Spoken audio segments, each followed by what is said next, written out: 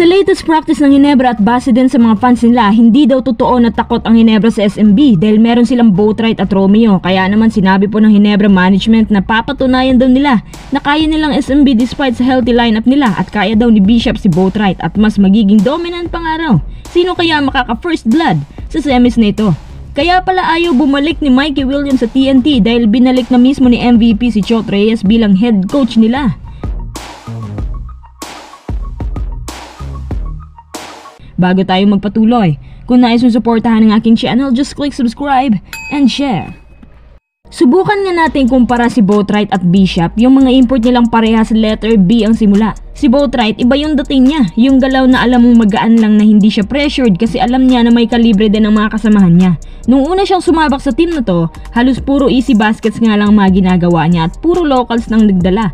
Habang tumatagal, lumalabas ang totoong abilities ni Boatwright.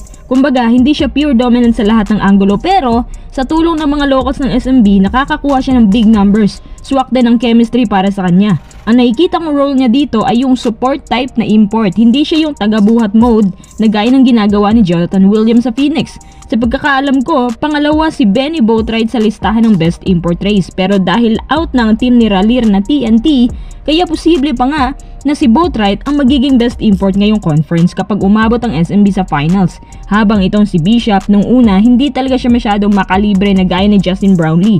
Pero kaya lang naman natin nasabi na hindi siya masyadong dominant dahil kinukumpara natin siya kay Brownlee. Kung sa bagay, iba kasi siya nung nasa Meralco pa. Medyo matagal-tagal na games pa ang inabot bago na-satisfy ang mga Ginebra fans sa performance ni Bishop. Alam nyo ba nung nag-playoffs na, mas nakakatakot na ngayon si Bishop. Mas naging hardworking siya at tumataas pang kanyang average points. Tiwala lang si CTC sa kanya at alam niya ang mga capabilities ni Bishop. Versatile naman siya, kaso kakainin lang siya sa rebounds at depensa. All in all, matinik naman si Bishop na nagkaka-average ng 22 points per game at nasa ikalimang spot ata sa best import race. Pagdating naman sa mga locals ng Ginebra, mas magaan na ngayon ang adjustments ng Ginebra sa kanilang import. Mas maganda rin ang kanilang ball rotation at pasahan. Salamat kay Scotty sa magagandang plays na naibibigay niya.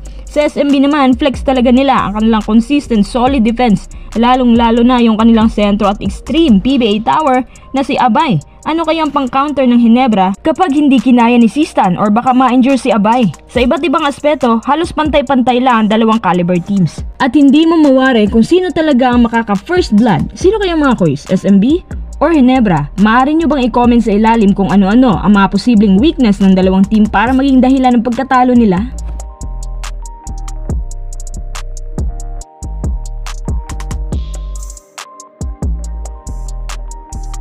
Tara, next update tayo. Binalik na ulit si Coach Chot bilang head coach ng TNT. Kaya pala ayaw bumalik ni Mikey sa TNT. Base sa larawang to, si Manny Pangilinan at PBA chair mismo ang nagbalik sa kanya sa pwesto. Ano bang kinalaman ni Chot kay Mikey? Bakit ayaw niyang bumalik? Well, sa pagkakaalam ko, base sa isang spin writer na may lamat daw ang relasyon ni Chot at Mikey dahil sa pera issue. Kung hindi nyo pa alam, isa si Coach Chot sa mga nagne-negotiate ng mga players. So siguro sa sobrang laki ng hinihingi, parang itong si Coach Chot umaalsa. Sa naalala ko, nung hindi pa nahawakan ni Coach Jolas ang core na to, ang laging issue ni Mikey Williams ay laging salary issue. Pero napansin ko rin nung si Coach Jolas na komportable lang si Mikey sa kanya. At ayun, napagkampiyon ni Coach Jolas ang TNT. At ngayon nga opisyal ng pagbabalik ni Coach Chot, babalik pa ba si Mikey? Malabo na siguro. Sana ang TNT makatagpo ng quality players na hindi gahaman sa salary. Ang malas-malas nila pagdating dito, kaya ang TNT nagkukumahog na makapasok kahit quarterfinals lang. Pati yung EASL nila, ano nangyari? Good luck sa TNT. Under ulit sa pakpak ni Coach Chot. Ang sabi naman ng mga tao, mas mabuti na dyan nilagay si Coach Chot kesa naman sa national team. Yung ibang TNT fans hindi alam ang reaksyon nila kung magiging masaya ba or malungkot. Kasi si Coach Jolas kulang pa raw sa kaalaman sa coaching. Tapos yung iba, gusto naman si Coach Jolas.